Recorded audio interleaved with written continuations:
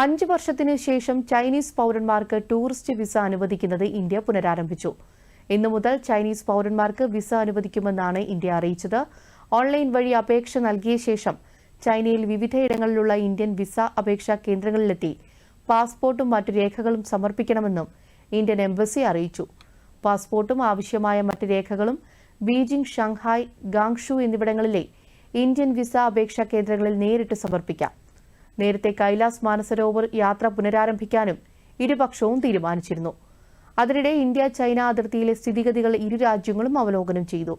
അതിർത്തികാര്യ കൂടിയാലോചനയ്ക്കും ഏകോപനത്തിനുമുള്ള കർമ്മസമിതിയുടെ ഡൽഹിയിൽ ചേർന്ന 34ാമത് യോഗത്തിലായിരുന്നു അവലോകനം. വിദേശകാര്യ ജോയിന്റ് സെക്രട്ടറി ഗൌരംലാൽ ദാസ് ഇന്ത്യൻ പ്രതിനിധി സംഘത്തെ നയിച്ചു. അതിർത്തി സമുദ്രകാര്യ വകുപ്പ് ഡയറക്ടർ ജനറൽ ഹോങ് ലിയാങ് ആയിരുന്നു ചൈനീസ് പ്രതിനിധി സംഘത്തെ നയിച്ചത്. അതിർത്തിയിൽ സമാധാനവും ശാന്തിയും നിലനിർത്തുന്നതിൽ ഇരുപക്ഷവും സംതൃപ്തി പ്രകടിപ്പിച്ചു. ഉഭയകക്ഷി ബന്ധങ്ങൾ സാധാരണ നിലയിലാകാൻ ഇത് സഹായകമായിട്ടുണ്ടെന്നാണ് ഇരുപക്ഷവും വിലയിരുത്തിയത്.